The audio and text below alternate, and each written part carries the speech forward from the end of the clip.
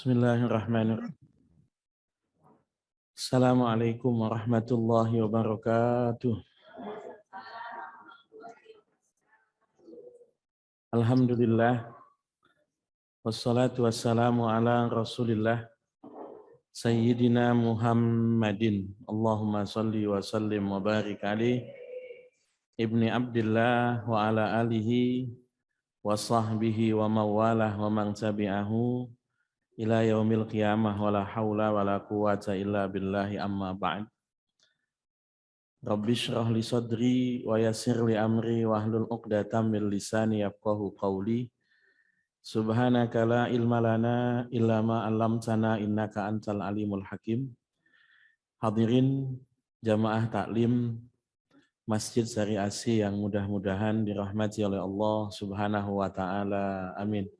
Amin Allahumma amin. Alhamdulillah.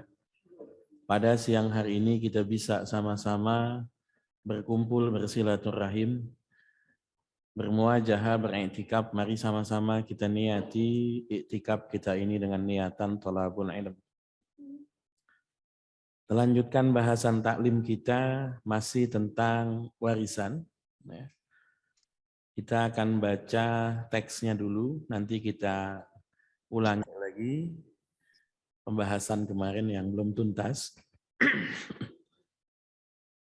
Bismillahirrahmanirrahim. Qala al-musannifu wasyarihu rahimahumallahu ta'ala wa nafa'ana bi ulumihi ma fid dharaini amin radhiyallahu ankum. Wal warithuna minar rijali asyaratun. Ahli waris dari golongan laki-laki ada 10. Al-ibnu, anak laki-laki. Wabnul ibni, cucu laki-laki dari anak laki-laki. Wa insapula, meskipun terus ke bawah. Wal abu, bapak. Wal jaddu, kakek. Wa in ala, ke atas. Kakek itu hanya berlaku dari jalur ayah. Kakek dari jalur ibu itu tidak merupakan ahli waris, bukan. Wal akhu, saudara. Saudara ini nanti bisa saudara kandung, bisa saudara seayah, bisa saudara seibu. Wabnul akhi, anak laki-laki, saudara laki-laki, keponakan. Kalau keponakan bisa dari saudara kandung, bisa dari saudara seayah. Kalau dari saudara seibu nggak bisa. Wal ammu, paman. Wabnul ammi, anaknya paman, sepupu. Wa intaba ada meskipun jauh. Wazauju, suami. Wal maulal mu'tiku, tuan yang telah memerdekakan hamba sahayanya atau mantan majikannya. Wal warithatu minan nisa'i sab'un. Dengan perempuan ada 7. 1 al-bintu, anak perempuan. Yang kedua wabintul ibni, cucu dari jalur laki. Anak perempuan itu bukan merupakan pembagian waris pelajarannya nih. Waljad itu nenek. Nenek berlaku 2 arah. Bisa nenek bapak, bisa nenek dari ibu, bisa. Kakak itu bisa kandung, bisa seayah.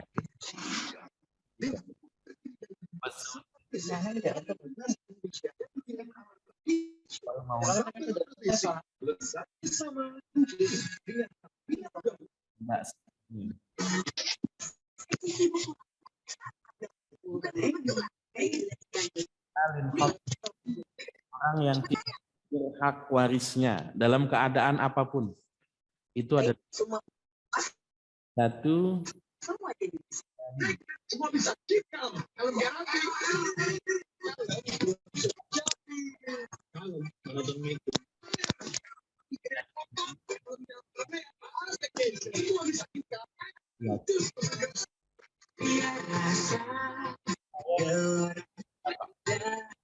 orang yang berhak mewarisi dalam keadaan bagaimanapun ada 7. Sebetulnya Kan hanya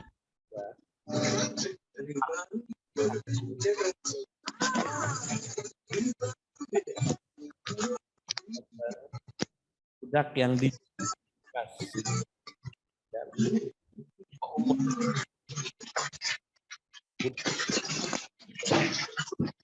dari majikannya. Wal mukatabu mukasab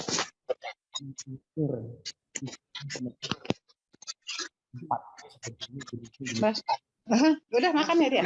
Habis yang Alhamdulillah. Mas, kesulitannya kalau lagi Zoom kayak gini apa sinyalnya jelek apa gimana? Suaranya. Dua agama yang berlainan. Insya Allah ini yang akan kita jelaskan. Oke, supaya nggak lupa kita mulai dari yang kemarin lagi, ya, secara sederhana. Ilmu warisan itu Rasul bilang ilmu yang pertama kali dicabut. Ilmu yang pertama kali hilang nanti ilmu warisan. Sampai kata Rasul, orang yang dapat harta itu nggak tahu dia harus dapat bagian berapa. Alhamdulillah ini ibu-ibu masih ngaji bab warisan, berarti kiamat masih jauh gitu kan. Sebab Rasul bilangnya ilmu yang pertama kali diangkat. Nah, ini belum diangkat ini, kiamat masih jauh berarti aman ya. Distribusi tirkah yang pertama sudah kita bahas kemarin, pelunasan hutang. Hutang terhadap apapun siapapun, hutang terhadap Allah, hutang terhadap pribadi orang lain, atau hutang terhadap negara, sama itu hutang sifatnya. Pengurusan jenazah sudah kita bahas kemarin, yang berlaku hanya biaya memandikan, ongkos mengkafani, dan kemudian biaya penguburan. Hanya itu yang berlaku dalam pengurusan jenazah. Pelaksanaan wasiat, kalau mayit punya wasiat. Wasiat ini penting, terutama buat orang-orang yang nantinya nggak dapat warisan. Contoh cucu yang yatim, cucu yatim. Jadi misalnya bapak ibu punya cucu, yang anak bapak ibu sudah meninggal. Jadi orang tuanya dia yang anak kita itu sudah meninggal. Jadi cucu yang yatim, kalau misalnya nanti kita meninggal, cucu yatim ini nggak bakal dapat. Kenapa nggak dapat? Karena dia akan kalah status dengan anak-anak kita atau paman-paman bibi-bibinya. Pasti kalah. Dia statusnya cucu. Sementara paman bibinya statusnya anak dari almarhum. Maka yang paling aman adalah dibikin skema wasiat. Nanti kalau saya meninggal, ponakan kamu yang yatim tuh kasih sekian, sekian, sekian. Itu wasiat. Itu nggak apa-apa, penting. Atau juga kalau ada anak-anak adopsi, anak angkat. Anak angkat itu juga kemudian apa? Skema wasiat itu penting. Sebab kalau nanti tidak menggunakan skema wasiat, itu nanti anak angkat nggak bakal dapat apa-apa. Padahal bisa jadi selama hidupnya almarhum atau almarhumah, yang ngurusin itu anak angkatnya, bukan saudara-saudaranya. Bisa jadi. Kasus yang kemarin itu almarhum Dorce kalau nggak salah ya. Itu antara saudara dengan anak-anak adopsinya ya. Wasiat. Wasiat itu nanti maksimal 1/3 total aset. Itu wasiat. Atau wasiat juga bisa dipakai dalam kasus ahli waris yang beda agama. Beda agama. Saya punya beberapa kawan itu mu'alaf, yang orang tuanya belum dapat hidayah, belum dapat. Ya didoain terus tapi ya belum dapat begitu. Tapi orang tuanya ini tahu kalau nanti saya meninggal Pak Ustadz, anak saya yang muslim mu'alaf itu dapat warisan apa enggak? Saya bilang secara fikih enggak dapat. Kenapa enggak dapat? Orang yang beda agama itu tidak saling mewarisi, aturan fikihnya begitu. Orang yang beda agama tidak saling mewarisi. Apakah misalnya keluarga kita ada yang murtad, nauzubillah begitu, ataukah ada orang yang mu'alaf itu tidak mendapatkan warisan dari orang tuanya. Supaya tetap mendapatkan bagian harta, maka nanti bisa diwasiatkan. Kalau nanti saya meninggal, anak saya yang mu'alaf itu kasih bla bla bla bla, baru nanti distribusi tirkah yang terakhir adalah pembagian warisan. Rukun waris itu ada 3. Satu, kalau dalam bahasa fikih ada mewaris, yang mewariskan, yang punya harta. Yang punya hartanya siapa? Yang punya harta itu bisa keluarga atau bisa pasangan di antara 2. Apakah jalurnya jalur nasab ataukah jalurnya jalur nikah? Itu saja. Yang kedua, waris. Ada ahli warisnya, ada. Ahli warisnya ada. Sebab bisa jadi yang punya hartanya ada, tapi yang mewarisinya tidak ada. Banyak itu, beberapa kasus orang yang sudah nggak punya keluarga, nggak punya pasangan, nggak punya saudara yang ahli waris. Nggak punya saudara yang ahli waris itu nanti disebut tidak ada yang mewarisi. Tidak ada. Kalau tidak ada yang mewarisi, nanti hartanya akan dibagi kepada siapa? Dalam kasus tidak ada ahli waris yang berhak, hartanya nanti dibagikan kepada kerabat. Saya contohin. Saudara laki-laki itu ahli waris, berhak menerima warisan kalau almarhumnya nggak punya anak laki-laki. Kalau almarhum punya anak laki-laki itu ya saudara almarhum itu besar kemungkinan nggak dapat itu, besar kemungkinan. Mau saudara laki-laki, mau saudara perempuan itu ahli waris, bisa dapat kalau tidak ada orang lain yang lebih layak. Keponakan kita, anak dari saudara laki-laki itu juga ahli waris. Anak dari saudara laki-laki itu juga ahli waris, keponakan. Tapi anak dari saudara perempuan itu bukan ahli waris. Saya punya kakak perempuan, dia punya anak dia bukan ahli waris saya, bukan. Karena jalurnya melewati jalur perempuan, bukan.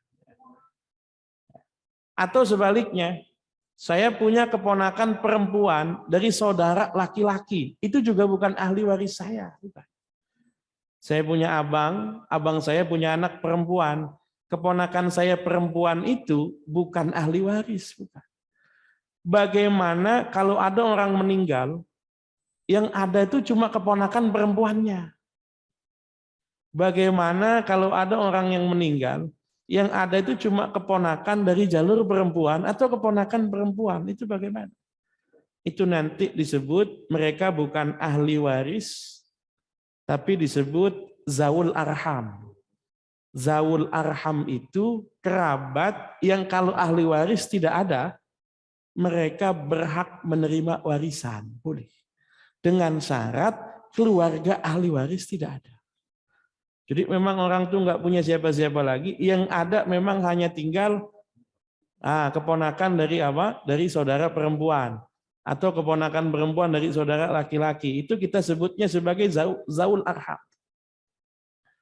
Atau ada cucu dari anak perempuan, itu bukan ahli waris. Anak perempuan kita itu ahli waris kita. Tapi anaknya dia itu bukan ahli waris kita, bukan. Kenapa? Karena cucu kita lewat anak perempuan itu nanti nasabnya bukan ke kita. Nasabnya ke besan kita, nasabnya begitu. Nasabnya ke menantu kita, bukan ahli waris. Tapi kalau ahli waris yang berhak sudah tidak ada lagi, maka zawul arham atau kerabat tadi itu bisa nerima warisan, bisa. Saya punya kasus belum lama. Jadi ceritanya pesantren mau beli tanah, ada tanah kosong dekat pesantren itu, sampai sekarang belum tuntas, gara-gara ahli warisnya bertingkat. Jadi tetangga pesantren ini tanahnya kosong, meninggal suami istri, nggak punya anak. Yang ada itu kemudian semua sekarang statusnya cucu-cucu dari jalur keponakan statusnya.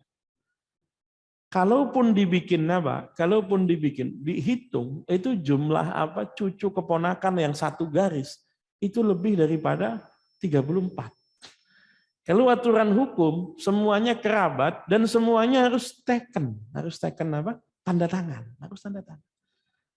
Masalahnya ngumpulin 34 orang, sepakat harga, itu susah. Ini mau jual, ono nggak mau jual. Ini mau jual, harganya minta naik, begitu kan. Saya bilang saya hanya hubungan dengan satu orang, kuasa jualnya siapa, harga penawaran dari saya sekian. Mau ya oke, nggak mau ya terserah. Itu sudah mungkin hampir setahun terus. Gimana Ustaz kalau jual segini? Sudah, saya bilang urusannya bukan di saya. Urusannya di kalian, kumpul bareng 34 orang, sepakat jual atau tidak. Kalau sepakat semua teken, harga sekian, setuju, tunjuk kuasa jual. Itu gara-gara tadi. Yang berhak mewarisi tidak ada. Yang ada hanya kerabat. Di satu garis yang sama, semuanya berhak itu. Semuanya berhak. Kemudian yang terakhir, percuma kalau ada yang meninggal, percuma kalau masih keluarga yang hidup, kalau hartanya tidak ada. Yang paling penting. Jadi yang paling penting itu tirkahnya, ada harta warisannya. Oke, sebelum kita lanjutin, kalau ada yang mau ditanyakan silakan.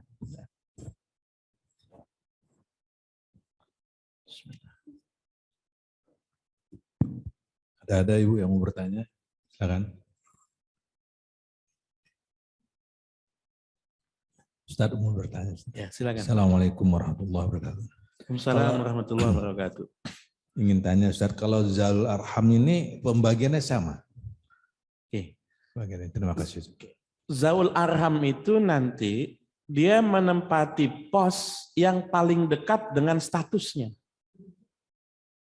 Contohnya, saya ada cucu perempuan dari anak laki-laki. Ada lagi cucu laki-laki dari anak perempuan. Itu zawil arham hanya bisa mewarisi kalau ahli waris nggak ada. Dia nanti nempati posnya siapa? Dia cucu dari anak perempuan. Dia nempati posnya cucu. Nempati posnya cucu. Yang itu adalah keponakan dari saudara perempuan. Dia nempati posnya keponakan. Kalau nanti cucu dengan keponakan ini, mana yang paling berhak di antara cucu dan keponakan? Yang paling berhak adalah cucu, karena satu garis ke atas. Kalau keponakan ke samping. Jadi yang kita lihat tuh bukan soal dia lebih dekat, dia panggil paman ke saya, kalau dia panggil kakek, bukan. Yang kita lihat satu garis nasabnya lurus ke atas, kalau itu menyamping. Jadi nanti sama-sama punya kerabat, belum tentu semua kerabatnya mewarisi. Kalau di kasus saya tadi, semua statusnya sama cucu keponakan. 34 itu semua cucu keponakan semua jatuhnya. Jadi semua di garis yang sama, semuanya dapat begitu. Tapi kalau misalnya ada kasus, yang satu keponakan dari saudara perempuan, yang satu cucu laki-laki dari anak perempuan, dua-duanya disebut sebagai zawul arham. Kira-kira mana yang paling berhak? Yang paling berhak adalah cucu daripada ponakan. Ya, mudah-mudahan bisa dipahami. Nempati pos yang paling dekat ya. Sambung Ustaz. Ya. Ini ya anak laki-laki meninggal, tapi anaknya perempuan semua. Oke. Nah, jadi kalau harta neneknya berarti nenek dari anak perempuan ini kan? Oke. Nah itu gimana Ustaz? Itu ahli waris. Masuk ahli waris ya pembagiannya? Karena dia ke atas melewati jalur laki-laki. Nasab laki-laki. Ya, nasab laki-laki. Dia dapat. Dapat. Karena dia tidak yang laki, dia tetap dapat semua. Dia tetap dapat dengan syarat tidak ada paman-paman laki-lakinya. Saudara ayahnya almarhum nggak ada. Kalau masih ada saudara-saudaranya ayahnya almarhum, maka cucu perempuan dari almarhum ini nggak dapat. Saudara dari yang meninggal ini. Ini lihat skemanya biar enak. Ya, skemanya. Misalnya kan di sini. Posisinya itu ada di sini ya, di paling bawah. Nomor 22 dan samping paling bawah warna ungu itu, cucu perempuan sama cucu laki-laki kan gitu. Nah, dia di nomor 20 dan di nomor 19 adanya di situ ya nomornya. Paling bawah sebelah kiri warna ungu. Cucu perempuan atau cucu laki-laki dari jalur anak laki-laki. Itu ahli waris. Dia bisa mewarisi selagi bapaknya ini yang nomor 1 itu nggak punya saudara-saudara. Kalau ternyata di nomor 1 ini bapaknya punya saudara, maka kemudian apa? Statusnya cucu kalah sama statusnya anak, kalah. Ya. Makanya tadi saya bilang perlu ada wasiat. Kenapa? Untuk melindungi jatah-jatah cucu yang yatim. Yang seandainya warisan dia nggak dapat, wasiat dia masih mungkin untuk dapat begitu. Kecuali kalau kasusnya begini.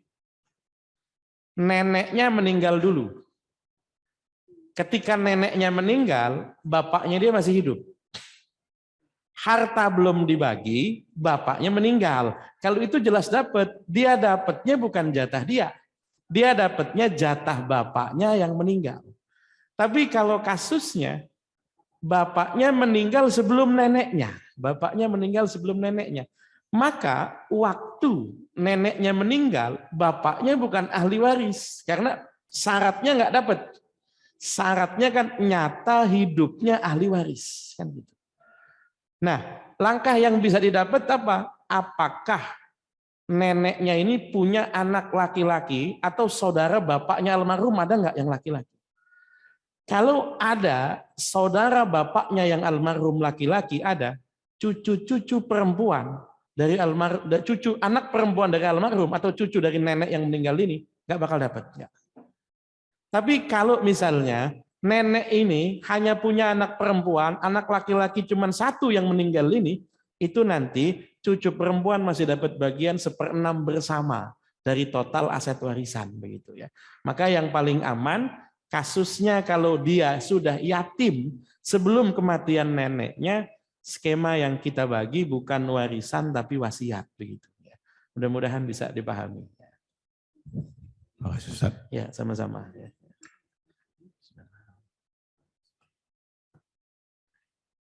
Oke, baik, kita lanjutkan. Syarat warisan ya, sudah sempat kita bahas kemarin. 1, memang sudah nyata kematiannya pemilik harta ya. Mewaris itu memang sudah nyata mati.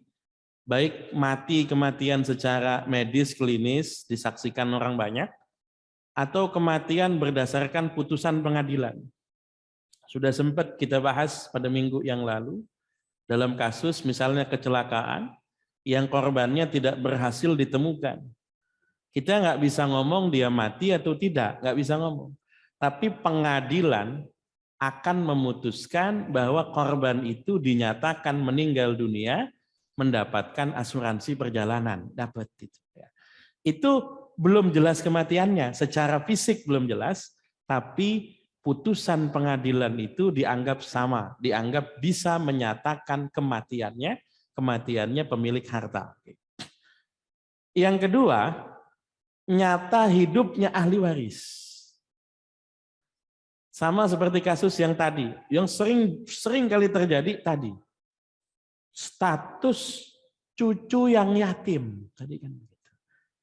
Cucu yang yatim itu nggak dapat bagian dari kakek ataupun neneknya kalau kakek neneknya itu masih punya anak laki-laki. Nggak bakal dapat, nggak bakal dapat. Kenapa nggak bakal dapat? Karena statusnya, pamannya itu statusnya anak almarhum. Sementara dia statusnya cucu dari almarhum. Anak dengan cucu nggak bakal bisa satu level, nggak bakal. Kecuali kalau anak-anaknya almarhum yang masih ada, sisa perempuan, itu masih dapat. Ini ada cucu yatim, dia nggak punya paman, dia punya cuma bibi-bibi saja. Itu secara ahli waris masih mungkin dapat. Bisa dapat bagian sisa kalau dia cucu laki-laki, bisa dapat bagian 1/6 kalau dia cucu perempuan. Misalnya begini, saya contohin. Hartanya berapa? Hartanya misalnya anggap yang gampang dibagi 3/2, jadi nggak pecah. 6 lah gitu, angka 6 gitu pakainya. Hartanya misalnya 600 juta. Oke, cucu yatim ini masih punya paman nggak? Nggak punya. Adanya bibi-bibi saja.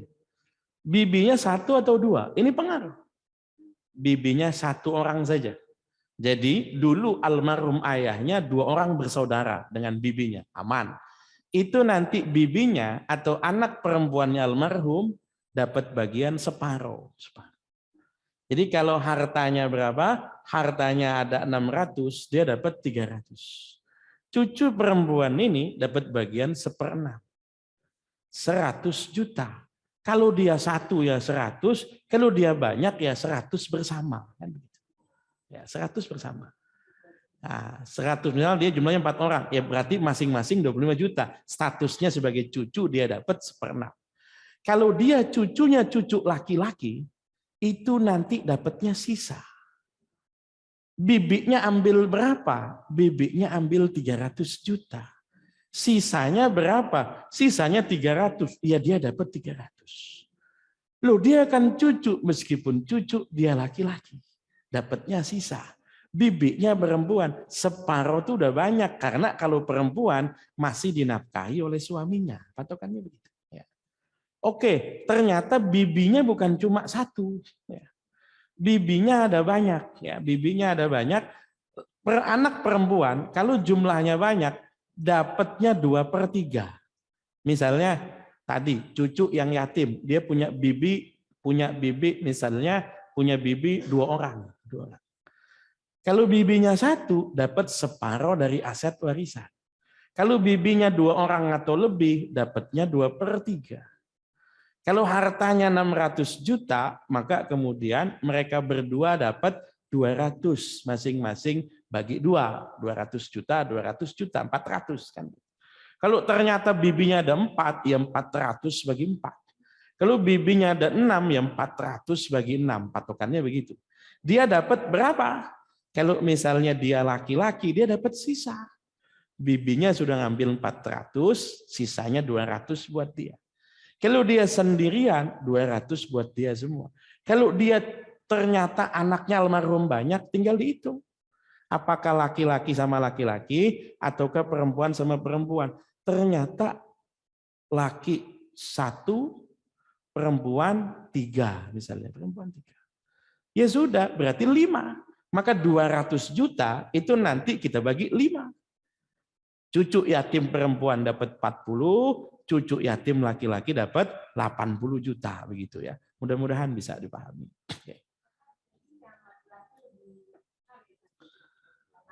Ya, status anak laki-laki dapat bagian 2 kali lipat dari bagian anak perempuan kecuali sepakat dibagi rata, boleh. Yang penting itu masing-masing tahu bagian aslinya. Misalnya begini. Kalau anak perempuan tuh mohon maaf, sepakatnya nggak penting. Karena jatahnya dia nggak bakal berkurang. Kalau dibagi rata, yang ada jatahnya naik, kan begitu. Yang perlu sepakatnya itu anak laki. Misalnya begini. Kamu anak laki, kalau mau dibagi faraid, jatahnya 60 juta jatahnya. Saudara perempuan kamu 30, kamu dapatnya 60. Tapi kalau mau dibagi rata, jatah kalian berdua 45. Yang laki mau apa enggak kira-kira? Kalau misalnya mau, enggak apa-apa, enggak ada masalah. Jadi patokannya jatah kamu aslinya 60 kalau mau dibagi faraid, dibagi warisan Islam. Tapi kalau mau dibagi rata, jatah jadi 45. Mau atau tidak? Kalau yang perempuan pasti mau, dari 30 naik 45, nggak usah ditanya. Tapi yang laki ini ditanya, mau nggak dia turun, dari 60 jadi turun 45. Kalau dia mau nggak apa-apa, sepakat nggak apa-apa. Ya silakan. Boleh Ustadz Nilai. Ya baik. Ada kasus orang tua sudah meninggal dua-dua. Tapi ada harta orang tua berupa tanah. Kemudian anak yang paling kecil menjual tanah ini tanpa setahu saudara-saudaranya. Dan saudaranya aja nggak tahu juga itu ada tanah gitu. Okay. Atau tahu pun ya udahlah gitu, nggak ada kesepakatan. Okay. Pertanyaan saya, bagaimana sikap karena sudah terjual dan tidak membilang-bilang pada saudaranya, dia jual saja. Bagaimana sikap si anak ini yang si bungsu ini? Terhadap, kan ini berarti dia mengambil hak dari saudaranya ini. Oke, baik. Gimana sikap sekarang sebaiknya? Terima kasih. Ada tanah warisan orang tua yang belum terbagi. dijual oleh salah satu anak tanpa sepengetahuan anak yang lain. Itu yang pasti bersalah pertama si anak, yang kedua itu desa atau kelurahannya. Kalau belum balik nama. Kenapa? Karena bisa jual itu harus pakai surat keterangan waris. Sementara anaknya almarhum tidak hanya dia satu orang. Oke, tinggal nanti kita lihat status harta itu milik siapa. Kalau belum balik nama, belum ada kata-kata hibah, maka statusnya harta warisan tirkah milik bersama semua anak. Kalau sudah terjadi penjualan, tinggal uang penjualannya dibagi berdasarkan ketentuan faraid. Anak bungsu dari berapa anak? Dari 5, lakunya berapa? 1 miliar. Laki semua, ya sudah 200 juta, selesai. Misalnya. Kalau misalnya pernah terjadi hibah, ada saksi, belum balik nama, itu statusnya sudah milik si bungsu, meskipun belum balik nama. Kalau si bungsu ngakunya dihibahkan, saudaranya ngakunya belum. Ini kan repot, seringnya begitu kadang-kadang tuh. Kata anak, bapak sudah ngasih saya, enggak ada saksinya, kan belum balik nama juga, sama. Itu nanti namanya suluh. Damainya saja gimana. Jadi kesepakatannya akan dibagi berapa begitu ya. Tapi kalau ditanya tindakan dia menjual harta tanpa sepengetahuan saudara yang lain, kalau itu masih harta kongsi adalah tindakan zalim ya. Cara penyelesaiannya tadi bagi uang hasil penjualan sesuai jatah warisan. Kalau udah habis ini gimana nih? Statusnya hutang. Oh, jadi hutang. Kalau sudah habis statusnya hutang. Kalau nanti hutang tidak terbayar bagaimana? Nanti kembali pada akad damai lagi, penyelesaiannya apa? Jadi tetap ujung-ujungnya itu akad suluh, akad damai. Udahlah, udah habis mobil aja bawa. Sudah damainya pakai mobil berarti. Udahlah, udah habis itu rumah buat ente. Berarti penyelesaian damainya pakai rumah. Kalau udah nggak punya semua, harus didamaikan saja lah ya. Nah, kalau sudah ikhlas saja ya. Ya, kalau sudah tidak ada semua nanti sifatnya sebetulnya perdata itu nggak dibawa mati. Perdata itu nggak dibawa, artinya apa? Ahli warisnya itu ya masih punya tanggungan. Selagi belum damai, status ahli warisnya masih punya tanggungan. Ini hukum Islamnya. Hukum Islamnya. Oh, masih tanggungan itu. Masih tanggungan. Ahli warisnya masih bertanggung jawab ya. Tapi kan kalau emang nggak punya duit, percuma juga bertanggung jawab. Mau diapain? Ya saya tanggung jawab, tapi nggak punya duit kan mau diapain juga gitu. Makanya ujungnya sudah ikhlaskan saja udah itu paling akhir. Ya, tapi harus ada ijab ya di harus ada ijab. Tadi pelepasan haknya harus ada. Kalau saudaranya dia jualnya saudaranya masih hidup. Ya. Nah, waktu dia jual. Ya. Sekarang saudaranya udah meninggal. Ya ahli waris saudaranya nanti. Oh, ijabnya sama ahli waris saudaranya itu. Ya. Jadi pada ahli warisnya yang saudaranya itu, pada ponakan-ponakannya itu. Tetap harus diijab dengan ahli tetap waris. harus, karena bukan harta dia. Jadi enggak dibawa mati. Ya. Terima kasih Ustaz. Ya, sama-sama. Oke, baik. Ada pertanyaan masuk di DM ini, satu. Ya. Bapak meninggal, harta belum dibagi, kemudian anak laki-laki meninggal, punya anak perempuan masih usia 4 tahun, setahun kemudian ibu meninggal baru dibagi harta bapak. Cucu perempuan yang bapaknya meninggal, apakah bisa mewakili hak bapaknya dan ada anak laki-laki yang lain? Bisa, karena kasusnya bukan cucu yatim. Ini kasusnya ketika kakeknya meninggal, bapaknya masih ada. Bapaknya ahli waris. Waktu kakeknya meninggal, dia bukan yatim, bapaknya masih ada. Jadi kalau cucu perempuan ini mengambil hak bapaknya boleh, tapi bukan cuma cucu perempuan. Ibunya juga, atau janda dari almarhum juga dapat. Nanti bagian anak laki-laki itu berapa, istrinya atau jandanya dapat 1/8, anak perempuannya dapat 1/2, sisanya nanti dilihat kepada saudara-saudaranya almarhum dapat. Jadi pembagian waris bertingkat 2 kali. Ya.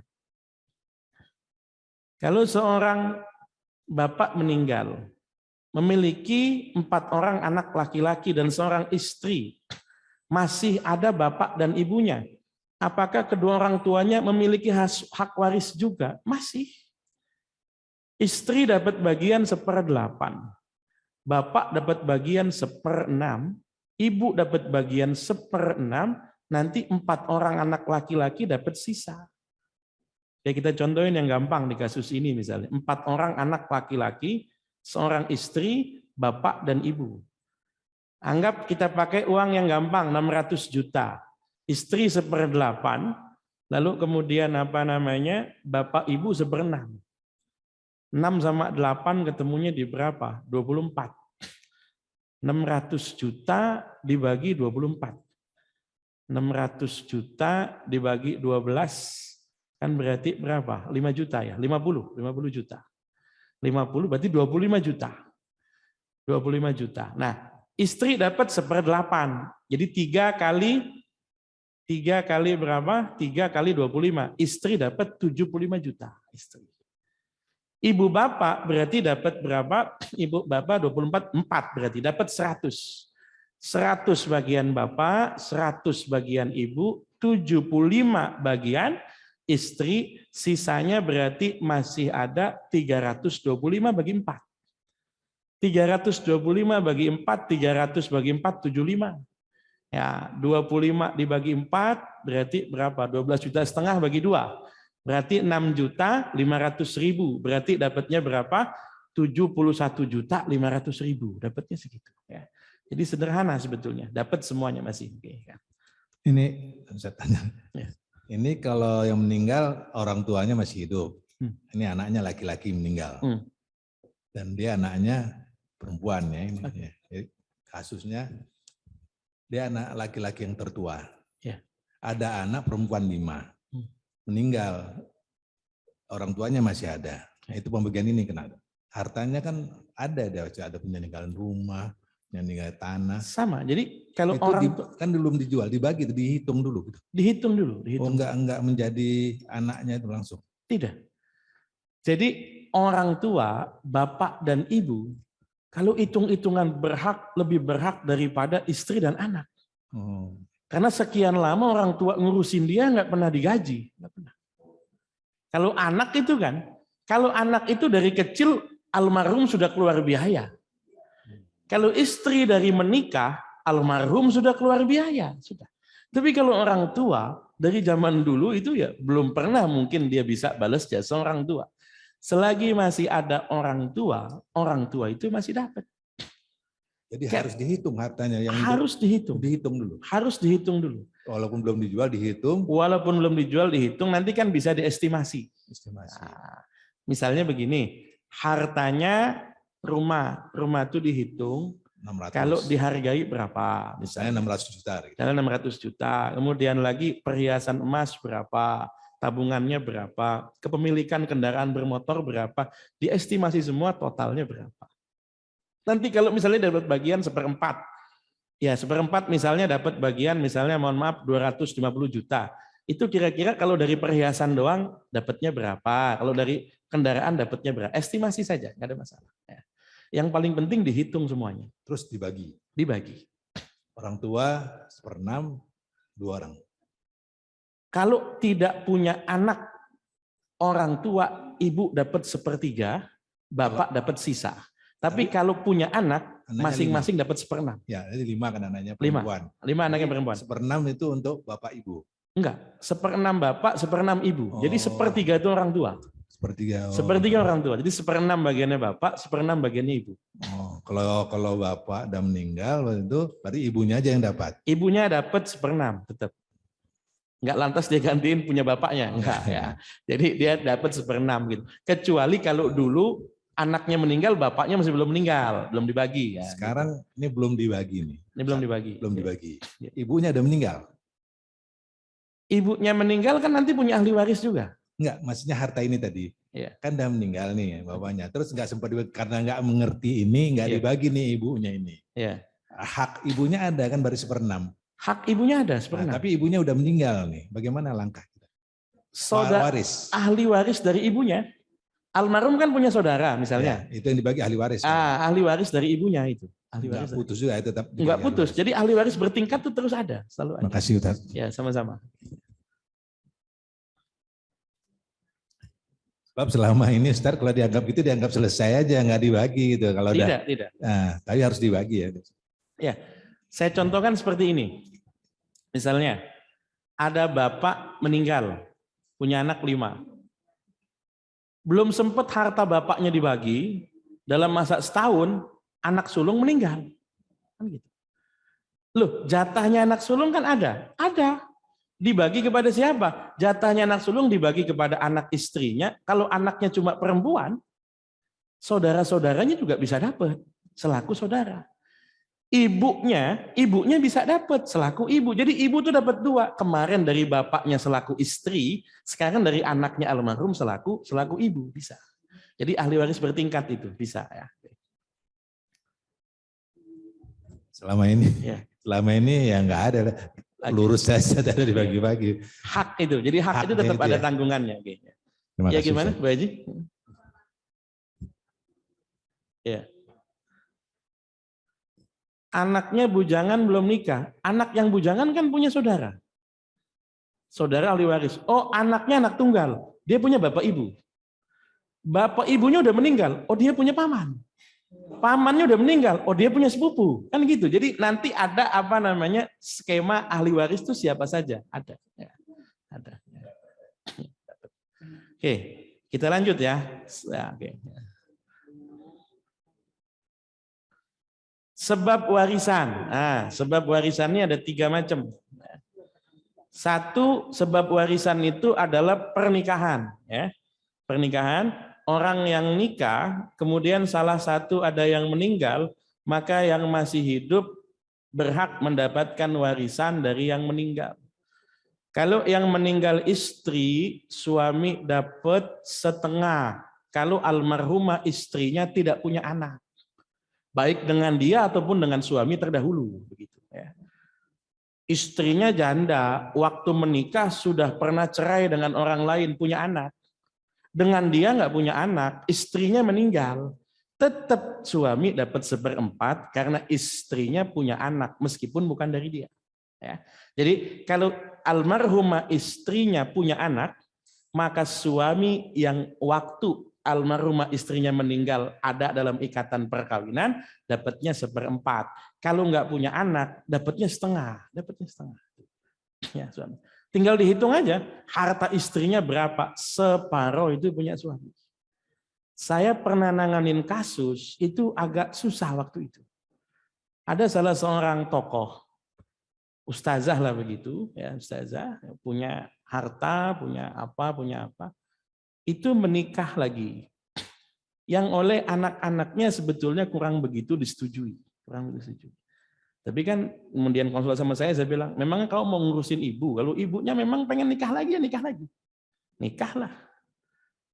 Baru dapat kira-kira mungkin 2 tahun, meninggal dunia. Ya, ibunya yang meninggal. Itu kan kalau hitung-hitungan ini, bapak baru kan dapat 1/4. Hitung-hitungan kan begitu. Anak-anaknya nggak terima, enak aja 1/4 gitu kan. Orang kawin nggak modal apa-apa gitu kan, kawinnya nggak modal apa-apa gitu kan, tapi kemudian apa? Pengennya 1/4. Saya bilang begini, 1/4 itu haknya dia berdasarkan Al-Quran, haknya dia. Jadi kamu pengen melawan, ya saya tetap nggak mau Ustaz kalau 1/4. Saya bilang kamu kan ngerti aturan agama semua, ayat Qurannya jelas. Suami itu dapat bagian 1/4 kalau almarhumah istrinya punya anak. Tapi dulu kawinnya juga nggak modal apa-apa, tinggal juga di rumah ibu kami, yang belanja ngongkosin nafkahin juga ibu kami, bla bla. Mungkin ibu kami itu nggak dikasih nafkah juga, bla bla bla bla. Saya bilang yang berhak komplain itu ibu kamu, bukan kamu, ibu kamu. Iya, ibu kamu nggak dikasih nafkah, yang berhak komplain ibu kamu, bukan kamu, bukan. Jadi gimana enaknya Zat? Saya bilang kalau masih sama-sama manusia, mendingan diomongin aja. Kan masih manusia, ya dialog saja kata saya. Intinya udah nggak mau ketemu anak-anaknya, akhirnya saya paranin kakek-kakek itu, saya paranin. Saya bilang, gimana nih Kong jadinya bagi warisannya? Gimana Ustadz aja katanya. Saya bilang begini, jatahnya engkong ini, saya bilang dapat 1/4. Sudah tua. Nah, 1/4, udah sepuh. 1/4, saya bilang, cuma begini, Anak-anak almarhumah itu nggak mau ngasih, saya bilang. Alasannya, ini mohon maaf kata saya, katanya dulu engkong ini nggak nafkahi almarhumah. Ya saya sebutin, saya kan posisinya mediator kan, ya sebutin apa adanya gitu kan. Dulu nggak nafkahi almarhumah, dulu bla bla bla bla bla bla. Akhirnya kemudian, ya saya mah gimana Ustadz aja gitu kan. Ya dibagi alhamdulillah katanya. Ya udah, gimana kalau saya kasih sekian, ridho apa enggak? Ridho Ustadz. Ya udah saya balikin sama anak-anaknya. Dah kasih aja sekian, orangnya ridho, nggak apa-apa. Yang penting tahu bagian aslinya itu. Saya ngomongnya gampang. Udah Kong, daripada di pengadilan habis duit banyak, terima aja deh kata saya. Terima, udah terima. Loh iya, di pengadilan habis uang banyak kemudian kan, kawinnya saja tidak tercatat. Kawinnya saja tidak tercatat. Itu kalau dibawa ke pengadilan juga kalah. Bisa, ya udahlah hitung-hitungan dapat ya iseng-iseng berhadiah kata saya gitu kan. Lumayan dapat ya. Ini jadi pernikahan itu suami itu dapat hak setengah kalau istrinya nggak punya anak, 1/4 kalau istrinya punya anak. Sebaliknya istri dapat hak 1/4 kalau suaminya tidak punya anak, 1/8 kalau suaminya punya anak. Kalau istrinya banyak bagaimana? Bersama. 1/4 bersama. Kalau berdua ya 1/4 bagi 2, bertiga 1/4 bagi 3. Yang repot tuh kalau udah anaknya banyak, bininya banyak. 1/8 bersama itu, 1/8 bersama ya, 1/8. Jadi satu jalur pernikahan, jalur pernikahan. Gimana? Tidak. Kalau orang tua, bahkan nanti dilihat anaknya yang meninggal itu punya anak atau tidak. Kalau anaknya nggak punya anak, ibunya 1/3. Saya punya anak, misalnya anak saya meninggal dan dia nggak punya anak. Ibunya dapat 1/3, bapaknya dapat berapa? Bapaknya dapat sisanya, itu aja. Kalau dia nggak punya istri, bapaknya itu dapat 2/3, berarti begitu, dapat 2/3. Ya kan? Kalau nanti dia punya istri, istrinya 1/3 sisa, ibunya 1/3, bapaknya sisa. Intinya bapak 2 kali lipat daripada bagiannya ibu. Kira-kira begitu. Tapi kalau anaknya nanti punya anak, ibu bagiannya 1/6, bapak bagiannya 1/6 juga, masih mungkin dapat bonus kalau cucunya perempuan. Bisa terjadi surplus lebih itu. Misalnya, suami istri punya anak, anaknya meninggal. Anaknya punya anak lagi, punya cucu. Cucunya nggak ada yang laki, perempuan semua. Bagian bapak itu 1/6, bagian ibu 1/6, bisa jadi nanti ada kelebihan yang belum terbagi. Itu milik siapa? Milik bapak pasti. Karena kalau diambil ibu, bapaknya marah itu ya. Jadi milik bapak itu, milik bapak ya. Tapi kalau misalnya anak laki-laki, ibu dan bapak setara, ibu dapat 1/6, bapak dapat 1/6. Nggak ngitung bersama, tidak. Tapi kalau istri itu ngitung bersama. Ya. Udah waktu hidup sama-sama, udah mati sama-sama juga gitu kan. Oke, yang kedua itu kekerabatan, nasab. Nasab itu hitungannya gampang, naik ke atas, turun ke bawah, atau ke samping. Ya ini ya, misalnya gini, yang paling gampang ya. Ini adalah siapa namanya pewaris. Yang biru ini pewaris misalnya kan. Dia punya kemudian bapak, ada bapaknya. Kemudian ada yang perempuan semua warna pink, ya kan. Yang laki-laki semua warna hijau kan begitu. Pewaris ini bisa punya anak laki-laki, bisa punya anak perempuan. Kalau anak laki-laki turun ke bawah masih ahli waris. Cucu laki-laki dari anak laki-laki itu ahli waris. Cucu perempuan dari anak laki-laki juga masih ahli waris. Tapi kalau anak perempuan berhenti sampai di situ. Jadi nggak ada cucu dari anak perempuan ahli waris, nggak ada. Karena nanti binnya itu nanti ke besan kita, ke menantu kita, bin atau bintinya ke situ. Ya. Oke, naik ke atas, bapak. Bapak nanti kemudian naik ke atas lagi, kakek ahli waris, nenek ahli waris. Tapi kalau ibu, kakek dari jalur ibu bukan ahli waris, bukan. Yang ahli waris dari jalur ibu naik ke atas hanya siapa? Hanya nenek, kan begitu. Nanti saudaranya bapak, ada paman sekandung, saudara kandungnya bapak, itu dapat. ada paman sebapak, saudara sebapaknya ayah, itu dapat. Saudaranya pewaris nanti ada saudara sebapak, ada saudara seibu, ada saudara kandung. Ini laki-laki perempuan dapat semua, syaratnya nggak ada anak. Ya. Nah, yang pasti dapat itu siapa? Yang pasti dapat itu ini, pasti dapat. Yang putih, yang nggak merah itu pasti dapat. Jadi yang pasti dapat itu suami atau istri, pasti dapat. Nggak mungkin nggak dapat, nggak mungkin. Ayah dan ibu pasti dapat, anak pasti dapat. Cucu belum tentu dapat kalau masih ada anak. Ya kan? Kakek tidak akan dapat kalau masih ada ayah. Nenek nggak akan dapat kalau masih ada ibu, tapi ibu dan ayah pasti dapat. Anak laki-laki dan perempuan pasti dapat, suami ataupun istri itu pasti dapat. Oke. Sebelum saya lanjutin, kalau ada yang mau ditanyakan silakan.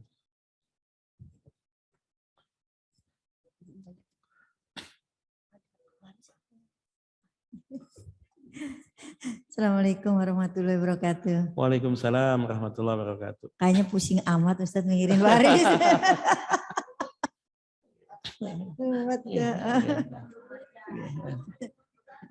Diikhlasin aja ya Bu. Yang pusing. Saya pernah dengar Ustadz tuh ada waris kalau misalnya suami istri ini punya penghasilan. Namanya apa ya? Saya lupa itu. Gonogini. Bukan gonogini, kalau gonogini kan sebelum nikah bawa harta itu. Ini sudah suami istri, tapi suami istrinya punya penghasilan. Istrinya punya penghasilan. Aduh, saya lupa itu waktu itu Mama Dede pernah ngomong namanya. Waris apa ya? Yang dapatnya bukan bawaan, tapi ketika kita menikah itu istrinya punya penghasilan, suaminya punya penghasilan gitu. Ya, kalau di pengadilan tetap dihitung gonogini. Jadi harta pribadi masing-masing. Oh, bukan yang namanya gonogini itu sebelum nikah udah bawa gitu. Ya, itu harta bawaan. Nanti kalau apa namanya di pengadilan tetap dihitungnya gonogini juga. Baik cerai ataupun waris itu nanti dihitung gonogini. Oh gitu. Oh iya benar, hukum kompilasi. Ya, KHI, itu. Kompilasi Hukum Islam. Iya tuh gimana itu? Oke, ya. Bismillahirrahmanirrahim. Ya. Memang kalau kita lihat skemanya, belajar waris itu ruwet, bingung. Ya. Jumlah ahli waris itu kalau mau dihitung total, jumlahnya 25 golongan. Nggak usah dihitung semua, dihitung yang pasti dapat aja. Udah itu. Kalau yang pasti dapat cuma 5. Kalau bukan bapak ibu, anak laki, anak perempuan, suami atau istri. Udah itu pasti dapat. Jadi kalau posisi kita bukan bapak, posisi kita bukan ibu, posisi kita bukan anak, bukan suami atau istri, nggak usah ngarep lebih, gitu aja. Ada yang meninggal, kamu siapa? Ponakan, jauh deh, jauh gitu aja udah ya. Ada yang meninggal, siapa? Saya, cucu, jauh gitu saja. Jadi yang pasti dapat itu yang kita hitung. Oke. Lalu kemudian ada yang namanya KHI. KHI itu kompilasi hukum Islam. Maksudnya apa? Jadi selama ini kan aturan hukum yang ada semuanya fikih menggunakan kitab berbahasa Arab. Kitab-kitab fikih dalam mazhab Syafi'i berbahasa Arab di tahun 80-an akhir, seingat saya 89, 90-an gitu. Waktu Menteri Agamanya kalau nggak salah masih Pak Munawir Sazali, kalau nggak salah itu. Dilakukanlah kemudian workshop, banyak kampus, banyak pesantren juga melibatkan Bimas Departemen Agama untuk membuat satu hukum undang-undang keluarga Islam. Keluarga Islam. Waktu itu fokusnya. Karena waktu itu pengadilan belum punya undang-undang keluarga Islam. Yang ada hanya undang-undang perkawinan tahun 1971, kan begitu. Maka dibikinlah kalau ada orang nikah, syarat nikahnya apa, bla bla bla bla, dibikin, kemudian ketemu namanya kompilasi hukum Islam. Nanti ada beberapa bagian, tapi yang paling utama nanti tentang pernikahan dan warisan. Yang paling banyak. Apa syarat-syarat pernikahan, apa rukun-rukun pernikahan, apa kemudian apa namanya syarat-syarat juga apa namanya warisan, kewarisannya. Saya contohkan kayak tadi kasusnya. Cucu yatim tadi kan. Cucu yatim tuh kalau kita ikut di aturan fikih itu nggak dapat, secara waris nggak dapat. Dia bisa dapat wasiat kalau memang kakeknya almarhum bikin wasiat. Kalau wasiatnya nggak ada, itu nggak bakal dapat. Tapi dalam kompilasi hukum Islam ada namanya ahli waris pengganti. Jadi apa? Ya cucu yatim itu langsung gantiin posisi bapaknya. Jadi dia ngambil bagian bapaknya yang masih ada. Kalau misalnya bapaknya masih hidup, dia ngambil bagian bapaknya. Atau bagian dia dianggap sebagai wasiat wajibah. Walaupun bapaknya duluan meninggal.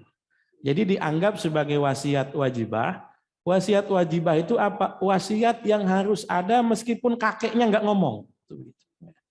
Jadi kekuatan hukum undang-undang itu nanti, kekuatan hukum undang-undang, memberikan opsi bahwa cucu yatim itu berhak dapat meskipun bapaknya meninggal duluan atas dasar namanya wasiat wajibah, wasiat yang harus ada, yang meskipun nggak ada harus dianggap ada wasiatnya. Kenapa? Karena menjaga kelangsungan haknya cucu yatim ini. Cuma KH ini baru dipakai kalau digugat di pengadilan. Nah, artinya kalau nggak gugat ke pengadilan ya nggak kepake. Maka yang paling aman tadi kata saya, daripada gugat-menggugat habis uang banyak masing-masing, selesaikan di mediasi tingkat keluarga. Karena tadi yang paling berhak berurusan dengan hartanya almarhum, suami atau istrinya, ibu dan ayahnya, anak laki dan anak perempuannya. Status harta, kalau istri itu punya penghasilan sendiri. Dalam Islam itu penghasilan itu milik masing-masing. Jadi nggak ada istilahnya uang ibu-ibu, uang bapak-bapak, uang ibu-ibu. Itu nggak ada. Nah, itu versinya ibu-ibu aja itu kan gitu. Ibu aja itu. Nggak ada ya. Jadi uang ibu ya milik ibu, uang bapak ya milik bapak. Cuma bapak wajib memberikan nafkah. Gitu saja. Misalnya penghasilan suaminya 12 juta, nafkahnya 6 juta, 6 juta sisanya ya milik bapak. Karena itu hartanya bapak, kan begitu. Hartanya istri juga milik istri. Cuman saking baiknya orang Indonesia itu, kadang-kadang istri itu nggak paham kalau itu punya dia. Nah, istri nggak paham. Jadi suaminya suka-suka aja kadang jual-jual itu. Lagi nggak ada duit, pakai uang kamu dulu ya. Ya pakai begitu kan. Itu statusnya hutang, Bu. Bisa. Kalau di Mesir, di model begitu, itu hutang statusnya. Nanti ditagih itu, kalaupun bercerai ditagih, dia punya tagihan hutang. Dulu kalung saya dijual sama dia, gitu. Nah, cuma ya tadilah, mungkin jatahnya ibu-ibu Indonesia nih ibu-ibu solehah, begitu kan ya. Jadi tadi ya, jadi hartanya ibu-ibu ya, itu hartanya ibu-ibu. Harta bapak-bapak itu harta bapak-bapak. Hanya saja bapak wajib menafkahi ibu. Oke, kalau nanti meninggal. Kalau nanti meninggal, ya hartanya siapa? Yang meninggal istrinya, ya hartanya istri yang dibagi. Hartanya istri. Ketika dia meninggal, hartanya istri yang dibagi. Anak dapat sebagai ini ibu saya. Suami dapat sebagai ini istri saya. Sama, kalau nanti saya meninggal juga, dia dapat bagian dari saya. Sama. Kecuali kalau nanti apa? Misalnya ada usaha bersama, ini yang suka repot nih, usaha bersama. Warung, toko, atau apa yang bapak dan ibu ya sama di situ. Misalnya kayak warung. Ya punya bapak, tanah bapak, yang bangun bapak. Cuma masalahnya yang jadi marketing ya ibu, kasir ya ibu, purchasing ya ibu, semuanya ibu, kan begitu. Dan ibunya nggak pernah digaji itu, nggak pernah digaji. Ibunya ngambil dari warung aja, bapaknya marah-marah. Jangan diambilin mulu, ntar rugi gitu kan. Nah, kerja ibu, kerja istri, itu berhak dihargai, berhak. Jadi artinya apa? Kalau nanti anaknya mau bagi warisan, ibunya akan ngomong sejarah asal-usulnya dulu. Itu memang betul tokonya punya ayah kamu. Tapi saya sekian lama kerja itu nggak pernah digaji sama ayah kamu. Saya mau ngitung sekian. Misalnya, kalau seandainya dijual, nilainya, anggap misalnya nilainya 200 juta. Ibu tinggal ngitung saja. Saya kalau dihitung-hitung ya 25 juta lah. Ya sudah, yang dibagi 175. 25 itu haknya ibu kerja rodi sama bapak, gitu aja. Ya, sabar dulu ya. Oke. Izin tanya, Ustaz. Ya, silakan Pak Haji. Ada kasus masih sepupuanlah saudara angkat. Jadi waktu mudanya ini orang biasa. Waktu muda ini orang biasa. Terus ya kecukupan biasa, tapi istrinya aktif. Ada organisasi, terus istrinya berusaha. Sukses. Suaminya ya biasa-biasa seperti itu. Tadi Ustaz bilang bahwa wajib menafkahi penghasilan suami kan wajib namanya kan? Wajib. Menafkahi istri. Tapi ini karena dia lebih sukses banyak uangnya sehingga suaminya lupa. Tidak menafkahi istrinya. Ya. Istrinya juga ini merasa memang udah ya udahlah wajar aja. Karena Ustaz bilang tadi wajib, jadi di sini kalau tidak menafkahi suaminya itu berarti dia berdosa misalnya. Maksudnya ada hukum kan jatuh pada suaminya. Apa tetap juga atau gimana lah atau diijabkan atau gimana supaya nanti jangan jadi hukum ini yang jatuh pada suaminya ini. Terima kasih. Supaya ini ada keluarga saya gitu. Oke, baik. Jadi ada kasus di mana penghasilan istri lebih besar daripada penghasilan suami. Jauh lebih besar, kaya raya. Tetap suami yang berkewajiban nafkahi. Ya. Nah, kan ini nafkahi sesuai dengan kemampuan suami, bukan sesuai dengan levelnya istri, bukan. Sesuai dengan kemampuan suami. Suami sanggupnya ngasih uang belanja misalnya 200, istri misalnya pengennya 600, ya suami wajibnya 200. Istri kok, saya kan butuh ya 400 pakai uang kamu sudah punya uang gitu kan. Karena suaminya kemampuannya memang hanya 200 misalnya. Oke. Kalau tidak terjadi, suami tidak menafkahi, apa hukumnya? Statusnya tanggungan, itu hutang. Kalau ibu-ibu ingat, kalau zaman dulu saya nggak tahu, itu suaminya sesudah akad nikah baca nggak tuh di buku nikah bagian belakang. Ada namanya taklik talak tuh ya. Teman saya ada yang lupa, saya bilang kawin aja lagi biar baca lagi kata saya itu ya. Biar dibaca lagi gitu kan ya. Itu kan disebutkan apabila secara 2 bulan berturut-turut begitu kan, saya tidak menafkahi istri saya, maka istri saya berhak mengajukan gugatan ke pengadilan dan membayar iwad putusan cerai. Nah, itu kan ada. Artinya istri punya 2 hal. Kalau dia pakai uang dianya ikhlas, maka statusnya adalah sedekah dia pada suaminya, statusnya. Kalau dia ikhlas. Kalau dianya tidak ikhlas, statusnya hutang yang bisa ditagih. Artinya kalau nanti suami meninggal, sama kayak kasus yang tadi saya omongin, ada kakek-kakek yang tidak nafkahi, saya omongin saja, kakek lu nggak nafkahi, ya tinggal dihitung saja dari situ hutangnya berapa, gitu kan. Tapi kalau kemudian istrinya nggak ikhlas, pengen mengajukan gugatan, hak dia dilindungi oleh hukum, dia boleh ngajukan gugatan, boleh. Nah sekarang meninggal sudah ini, suaminya meninggal duluan. Baik. Kan dulu hidupnya gitu ya, hidupnya dari istrinya aja lah, dia ya tenang-tenang aja ya, uangnya dia gunain sendiri. Meninggal dia duluan, ya udah nggak masalah. Tapi begitu istrinya meninggal, bagaimana langkah kita? Apa warisnya? Gitu. Tinggal istrinya kan, yang punya hak kan istrinya. Apakah istrinya ikhlas menafkahi keluarga atau istrinya tidak ikhlas? Waktu itu ya. Ya, kalau istrinya ikhlas, statusnya menjadi sedekah.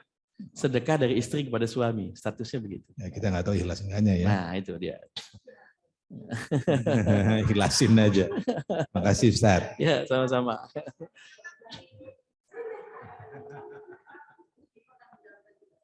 Dipertanggungjawabkan. Dipertanggungjawabkan. Ya. Cerita-cerita suami yang tidak menafkahi istri dengan layak itu banyak. Dari zaman Rasul sudah ada. Ya, mungkin saya pernah jelasin ada orang kaya di masa Rasul, bukan orang lain.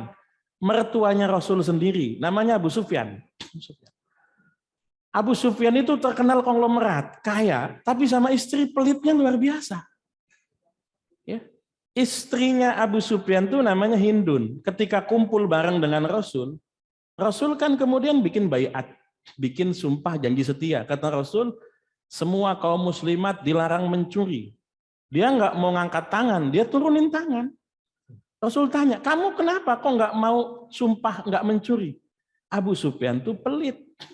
Kalau saya nggak ngambil, gimana saya bisa nyukupin kebutuhan? Akhirnya Rasul bijaksana sekali. Rasul bilangnya apa? Nanti jangan kelebihan Bu ya, jangan offside nanti ya. Itu Rasul bilangnya begini, khuzi ma yakfiki wa baniki bil ma'ruf, kata Rasul. Ambil sepantasnya untukmu dan untuk anakmu, sepantasnya. Ya sepantasnya, ya pantasnya kira-kira suami dengan kekayaan segitu ngasih berapa, itu istri boleh ngambil, boleh, nggak apa-apa. Ya. Tapi jangan kebanyakan. Ada ibu-ibu yang ngambilnya kebanyakan, ditanya suami ngaku pulang pengajian saya, katanya itu. Saya yang sidang sama bapak-bapak itu, ya kan. Jadi patokannya sepantasnya. Misalnya begini. Ibu butuh perawatan. Perawatan itu tanggung jawab suami. Kalau suaminya mampu, kan begitu. Suaminya mampu, uangnya banyak, istrinya nggak dikasih perawatan, suruh cari uang sendiri. Ini kan kesian. Ibu boleh ngambil uang perawatan yang kira-kira cukup dan pantas, itu saja. Jangan ngambilnya yang lebih, ya jangan. Ya cukup dan pantas. Karena apa? Nafkahi istri itu kewajibannya suami. Ya, mudah-mudahan bisa dipahami. Ya silakan.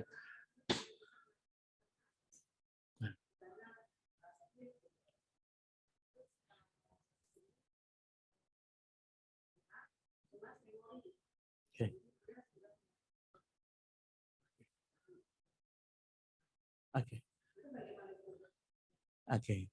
Jadi rumah tangga itu dasarnya pertama itu kan hak dan kewajiban. Ada hak-haknya suami, ada hak-haknya istri. Ada kewajibannya suami, ada kewajibannya istri. Cuma rumah tangga itu bukan cuma dibangun hanya dengan hak dan kewajiban saja. Kalau rumah tangga itu dibangun hanya dengan hak dan kewajiban saja, nanti posisinya nggak lebih antara nasabah dengan debt collector kalau gitu. Anda cuma mikirin hak dan kewajiban kan gitu. Ada tujuan pernikahan nanti sakinah, mawaddah, warahmah. Jadi kaitannya tinggal tadi kan. Ketika suaminya tidak mampu, istri itu punya dua pilihan. Apakah memilih bertahan dengan suaminya karena memang kebetulan cukup ada dan sudah mengarungi rumah tangga sekian lama begitu kan? Ada ya istri solehah ada. Ada yang kemudian milih bubar, ada. Kalau milih bubar jangan kemudian dikecam nggak soleha, ya tidak. Dia hanya mempertahankan haknya saja. Mau ngapain juga diterusin kalau susah-susah juga. Misalnya, ada yang begitu, ada. Dan nanya kepada saya cuma bilang, ya kalau ibu milih bertahan itu lebih baik. Tapi kalau kemudian milih bubar itu haknya ibu. Ketika suaminya nikah, janji itu dibaca. Kalau saya tidak sanggup menafkahi bla bla, istri saya berhak. Ya itu hak hukumnya dia, hak. Jadi tinggal nanti pilihan pribadi kembali kepada istrinya, apakah memilih bertahan dengan jaminan mudah-mudahan surga begitu kan, ataukah kemudian memilih bubar karena menghitung hidupnya masih panjang. Itu pilihan masing-masing. Mudah-mudahan bisa dipahami. Ya silakan. Waalaikumsalam warahmatullahi wabarakatuh.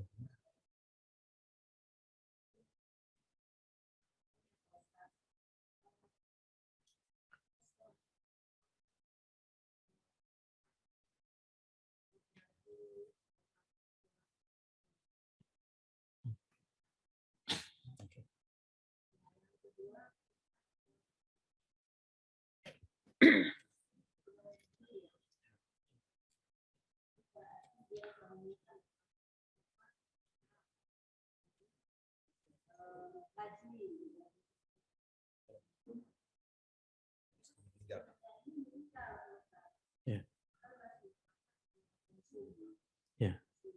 Oke.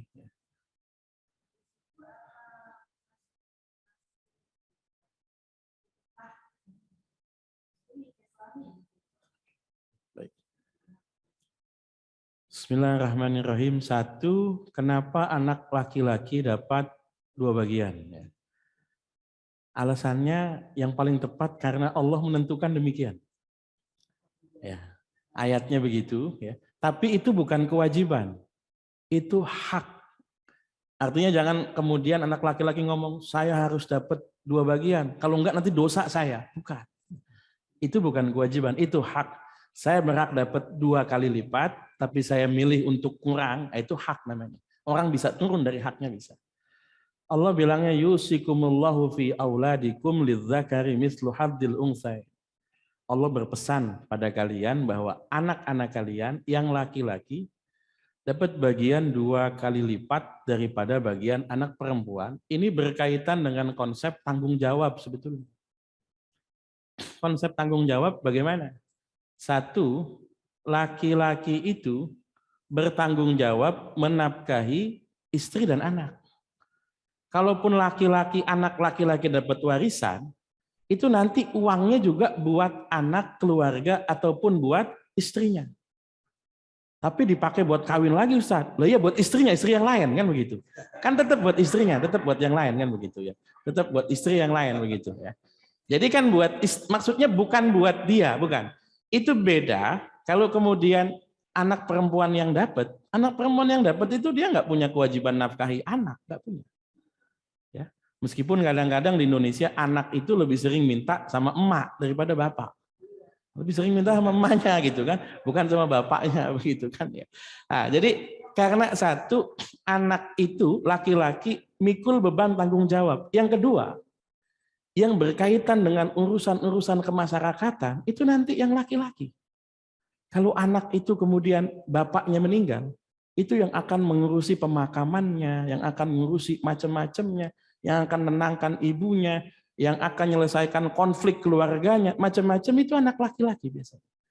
Maka kemudian wajar kalau anak laki-laki itu dapat 2 kali lipat bagian daripada anak perempuan. Meskipun kadang-kadang kalau anak perempuan nanti alasannya begini.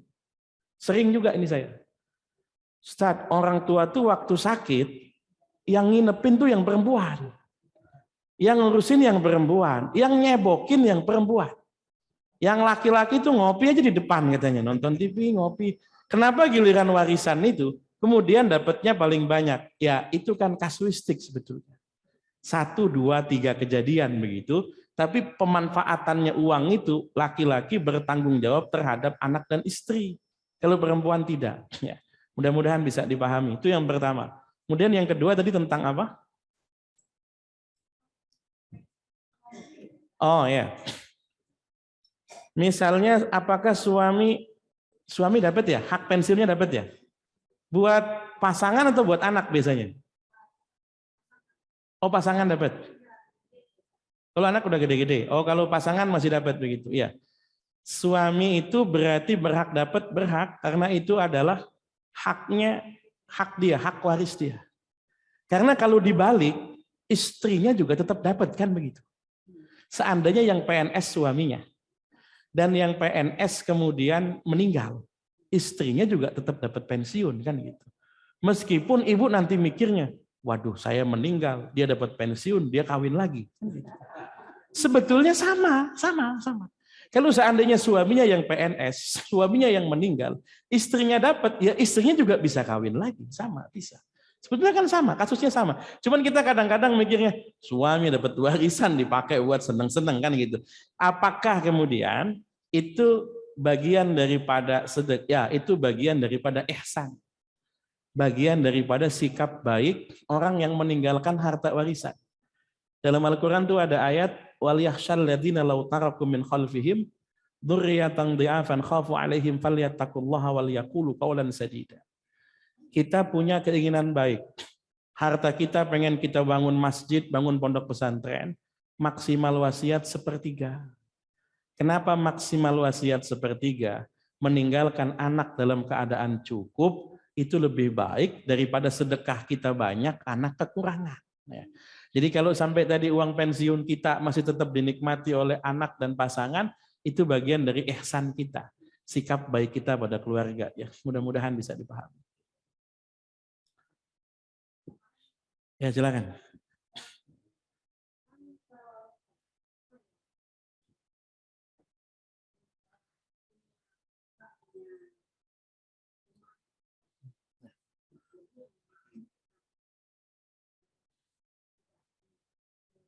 Pusaka.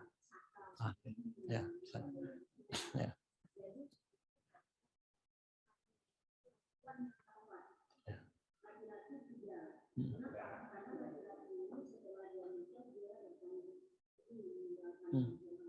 Ya.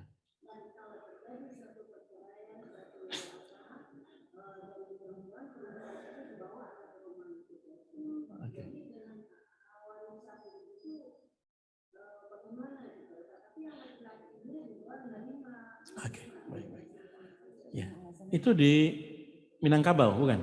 Minangkabau kan? Ya, Minangkabau. Iya, betul ya. Jadi budayanya budaya matriarki kan begitu ya. Apa istilahnya? Semenda atau apa? Saya lupa namanya itu. Ya. Itu patokannya asalkan disepakati bersama dan kemudian ridho, itu nggak ada masalah. Sebetulnya bukan cuma di Minangkabau, di banyak daerah tuh banyak yang rumah-rumah tua memang dijadikan pusaka. Rumah yang saya tinggali itu pusaka dari zaman buyut saya. Jadi apa namanya ngasih ke kakek, kakek ngasih ke orang tua juga sekarang itu nggak akan pernah dijual belikan, disekat-sekat juga tidak. Jadi itu disebutnya adalah hak bersama keluarga besar siapa, begitu hak bersama. Menentukan itu nanti statusnya kalau dalam agama Islam apa? Itu statusnya wakaf. Meskipun apa namanya, kalau tidak diucapkan belum jadi wakaf, tapi seandainya diucapkan itu jadi wakaf. Wakaf kepada keluarga sendiri boleh, nggak apa-apa, nggak ada masalah. Itu mirip dengan tanah ini saya wakafkan untuk anak turun saya, untuk tanah pemakaman. Ya wakaf, cuman wakafnya disebut sebagai wakaf keluarga, bukan wakaf umum, bukan gitu. Jadi statusnya mirip dengan wakaf sebetulnya gitu. Oke. Ya. Oh, jadi statusnya seperti wakaf, bukan berarti dia wakaf, bukan. Itu mirip dengan jalan-jalan yang ada di kampung. Kenapa jalan di kampung itu apa namanya luas apa segala? Karena orang yang punya tanah mewakafkan buat jalanan, meskipun tidak pernah ada akad ijab kabulnya, nggak ada. Gitu. Ya silakan. Ini ada kejadian begini. Suaminya pegawai negeri meninggal, istrinya kan dapat tadi pensiun. Yang saya tanyakan, dia punya anak tiri dari suaminya. Anak tirinya ini tidak mampu. Apakah itu termasuk warisan itu yang harus dia bagi kepada anaknya? Bismillahirrahmanirrahim. Jadi anak tiri bagi istrinya kan? Ya, kalau buat almarhum kan anak kandungnya. Anak kandungnya almarhum. Itu nanti dua macam. Ada enggak ketentuannya pensiun itu dibagi kepada anak sampai umur berapa?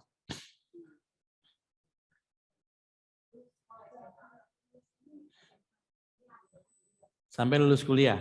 Ya. Itu mencakup berapa anak? 3. Oh sekarang 2. Oke, ya, baik. Jadi patokannya nanti itu namanya bukan tirkah.